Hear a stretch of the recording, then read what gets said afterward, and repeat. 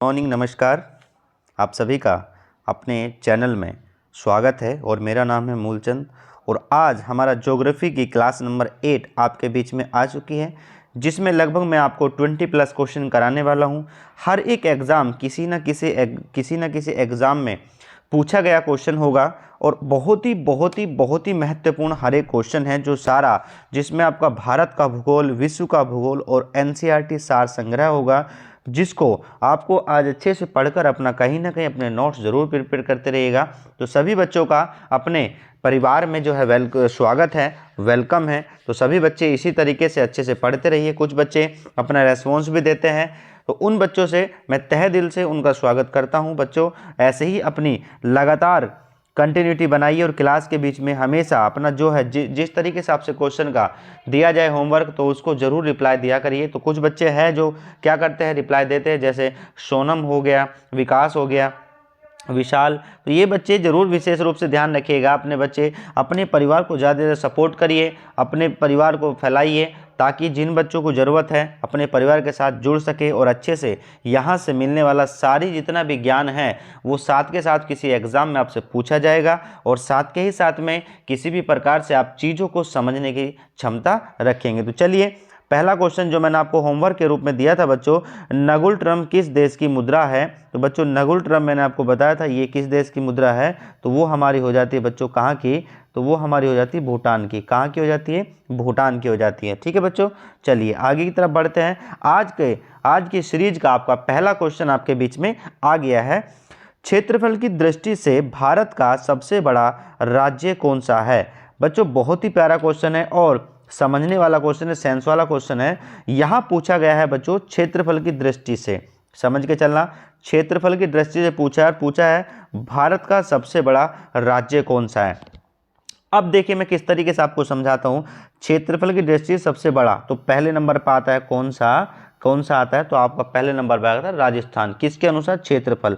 अगर यही पूछ लेता अगर यही जनसंख्या के लिए पूछ लेता, तो बच्चों जनसंख्या के हिसाब से आ जाता आपका आंसर उत्तर प्रदेश। क्या आ जाता है? उत्तर प्रदेश। ठीक है, तो ये भी आपको पता होना चाहिए। ठीक है, तो सबसे अधिक क्षेत्रफल वाला राज्य कौन सा होगा? एक नंबर पे राजस्थान। तो इसका सही आंसर आपका कितना हो गया? Rajasthan. Option is D correct. चलिए आगे, क्वेश्चन नंबर 2 आपके बीच में है। क्षेत्रफल की दृष्टि से भारत का सबसे छोटा राज्य कौन सा है। क्षेत्रफल की दृष्टि से पूछ रहा है, तो बच्चों ये आपका सही आंसर हो जाता है कौन सा? गोवा। कौन सा हो जाता है? गोवा। अब फिर से मैं पूछ रहा हूं यहीं से ही, अगर यहीं पर ही दे देता एक क्वेश्चन और कि ये जनसंख्या के अनुसार पूछ लेता, जनसंख्या के अनुसार पूछता कि भारत का सबसे छोटा राज्य कौन सा, तो बच्चों वो हो जाता आपका सिक्किम। दोनों क्वेश्चन बहुत ही बेहतरीन, 4 क्वेश्चन हमारे तैयार हो गए। तो इसका सही आंसर हमारा कितना हो? D, A option is correct. आगे बढ़ेंगे। राज्य और राजधानी का सही मिलान कीजिए। बहुत ही बढ़िया बच्चों, बहुत ही प्यारा सा है। ठीक है, चलिए आप आंसर दीजिएगा। देखिए, झारखंड की राजधानी हम सभी को पता है क्या होती है? रांची होती है, पहली बात। छत्तीसगढ़ की राजधानी क्या होती है बच्चों? बिलासपुर। बिल्कुल सही बात। ठीक है, अगला आपका अगला क्वेश्चन आ जाता है, नागालैंड की राजधानी क्या होती है बच्चों? तो आप बताएंगे नागालैंड की जो राजधानी होती है वो कौन सी होती है? तो ये क्वेश्चन बहुत ही प्यारा सा है। चलिए, यही क्वेश्चन मैं आपको आज कैपिटल के नाम से देता हूं आपको। यही क्वेश्चन मैं आपको देता हूं किसके? होमवर्क के रूप में। यही क्वेश्चन मैं आपको क्या करता हूं? होमवर्क के रूप में देता हूं। देखिए, कोई सा भी क्वेश्चन है और चारों की आप जो है, अब आप मुझे यहाँ से बता के चलेंगे नागालैंड की राजधानी कहाँ है, शिलोंग किसकी राजधानी है, ये भी आप मुझे बताएंगे। ठीक है, और दूसरी बात, उत्तराखंड की 2 राजधानियों, दोनों राजधानियों का नाम भी आप मुझे कमेंट्स बॉक्स में जरूर बताएंगे। ठीक है, चलिए अगला ये होमवर्क आज का क्वेश्चन। आगे बढ़ते हैं। निम्नलिखित में से कौन सा 7 सिस्टर का सदस्य है? ठीक है, 7 सिस्टर का, निम्न में से कौन सा 7 सिस्टर का सदस्य है? ठीक है, आ जाइए। यहां से अगर हम बात करेंगे बच्चों, अब देखिएगा 7 सिस्टर मतलब जो क्या होता है, 7 राज्यों का एक समूह होता है। उसमें अगर हम बात करें, मैं आपको सारे के सारे नाम लिखवा रहा हूं बच्चों। पहले नंबर पर आता है कौन सा? अरुणाचल प्रदेश। दूसरे नंबर पर आ जाता है आपका कौन सा? नागालैंड। कौन सा? नागालैंड। तीसरे नंबर पर आ जाता है बच्चों मणिपुर। चौथे नंबर पर आ जाता है आपका कौन सा? मिजोरम। कौन सा आता है? मिजोरम। ठीक है, यही पूछ लो पाँचवें नंबर पे कौन आता है बच्चों, तो याद रखिएगा 5वें नंबर पे आपका आ जाता है कौन सा, त्रिपुरा। कौन सा, त्रिपुरा। छठे नंबर पे कौन सा आ जाता है बच्चों, मेघालय। कौन सा, मेघालय। 7वें नंबर पे कौन सा आता है बच्चों, असम। कौन सा आता है, असम। अब आप यहाँ देखिए सेवन सिस्टर का सदस्य पूछ रहा है कौन सा है, तो आपको दिख रहा होगा यहाँ त्रिपुरा, तो त्रिपुरा ही इसमें नाम आ रहा है, सिर्फ यही आंसर है। याद रखिएगा सारे के सारे आपको पता होना चाहिए। और आपके क्वेश्चन नंबर 4 का ऑप्शन बी इज करेक्ट हो जाता है। अगला क्वेश्चन नंबर 5, क्षेत्रफल की दृष्टि से संसार में भारत का कौन सा स्थान है। तो बच्चों ध्यान रखिएगा, यहीं से पूछ रहा है कौन सा है। तो बच्चों मैं आपको बता रहा हूं, देखो क्षेत्रफल की दृष्टि से संसार में भारत का कौन सा स्थान, पहली बात तो ये ऑप्शन हो गया हमारा डी इज करेक्ट, 7वां नंबर का। क्या है, 7वें नंबर का। अब आप कहोगे पहले नंबर पे कौन है, तो बच्चों याद रखना पहले नंबर पे है रूस, दूसरे नंबर पे कहोगे कौन सा है, कनाडा, तीसरे नंबर पे कौन सा है, यूएसए। ठीक है जी, अमेरिका। इस तरीके से आपका क्या 7वां। अब आप कहेंगे छठे नंबर पे कौन है, तो बच्चों याद रखना चाइना। कौन है, चीन। कौन सा है, चीन। तो ये भी आपको पता होना चाहिए। 5वें नंबर का हमारा सही आंसर क्या हो गया, option is D is correct हो जाता है। आगे बढ़ेंगे,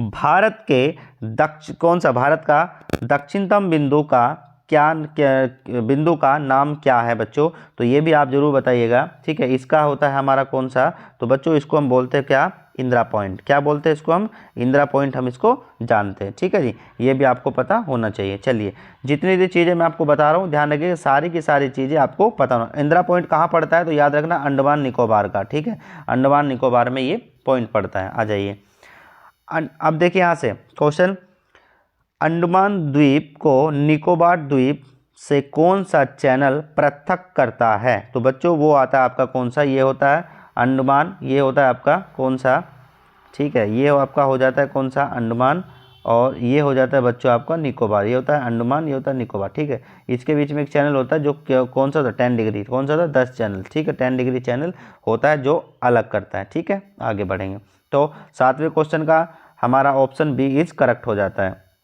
अब देखिए यहाँ से 8वें नंबर क्वेश्चन, सूर्य मंदिर कौन से राज्य में स्थित है। सूर्य मंदिर कौन से राज्य में स्थित, तो बच्चों ये पड़ता है आपका उड़ीसा। कहाँ पड़ता है, उड़ीसा। सूर्य मंदिर को ही दूसरा किसके नाम से जानते हैं, तो याद रखना ब्लैक पैगोडा के नाम से हम इसको जानते हैं। किसके, ब्लैक, ठीक है जी, ब्लैक पैगोडा के इसके नाम से हम जानते हैं। ठीक है जी, तो ये भी आपको ध्यान रखना है, ब्लैक पैगोडा के नाम से हम इसको जानते हैं।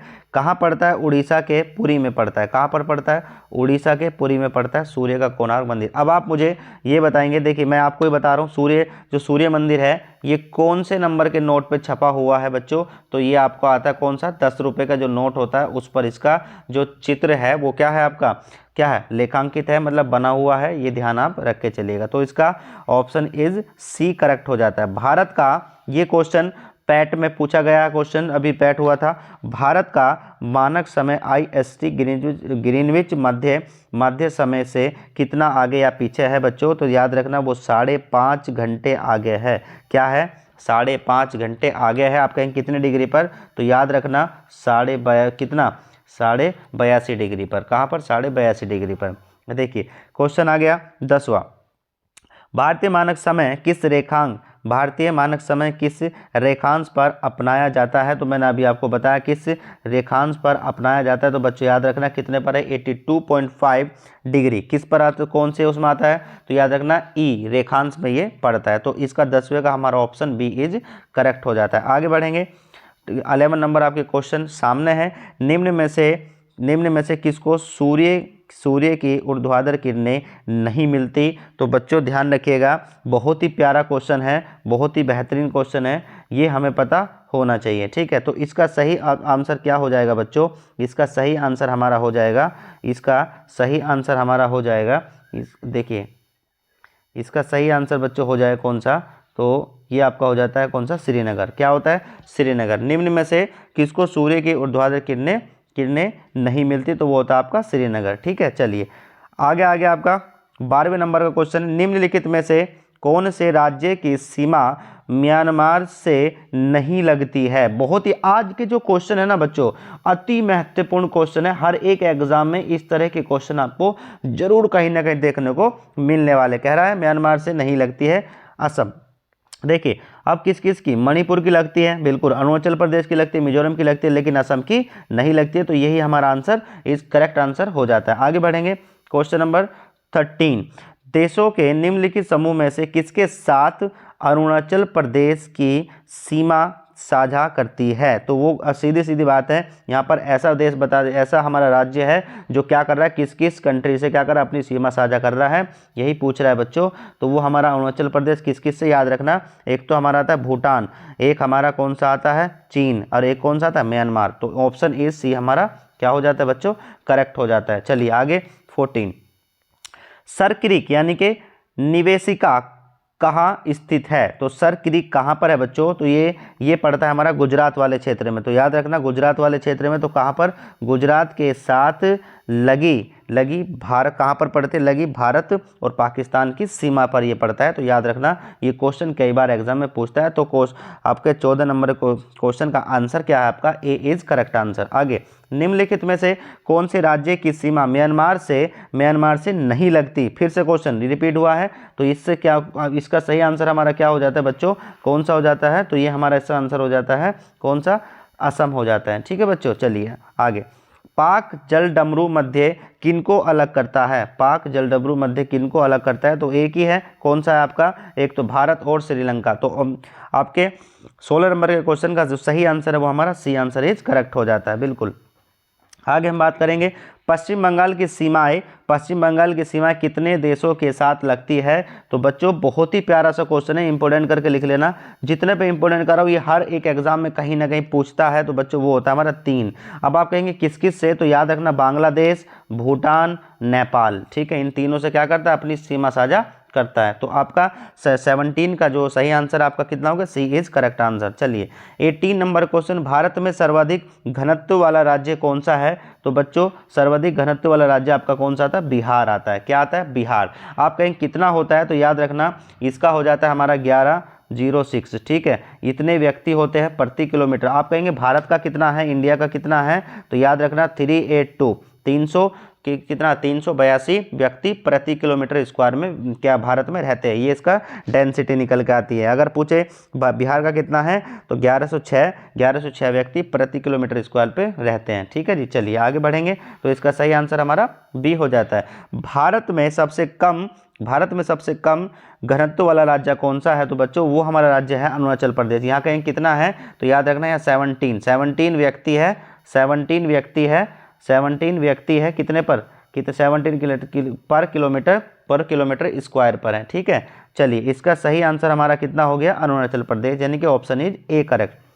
भारत में सर्वाधिक जनसंख्या किस राज्य में है? भारत में जनसंख्या किस राज्य में है? तो यह भी मैंने आपको स्टार्टिंग में बताया था, ऑप्शन याद हो आपको कराया था मैंने। तो इसका सही आंसर हमारा क्या हो जाए, उत्तर प्रदेश बच्चों हो जाता है। उत्तर प्रदेश आप कहेंगे कितने, तो लगभग 2011 की जनगणना के अनुसार यहाँ कितनी, 19 करोड़ की आबादी है। ठीक है जी, 19 करोड़ की आबादी है। ठीक है, तो ये भी पता होना चाहिए।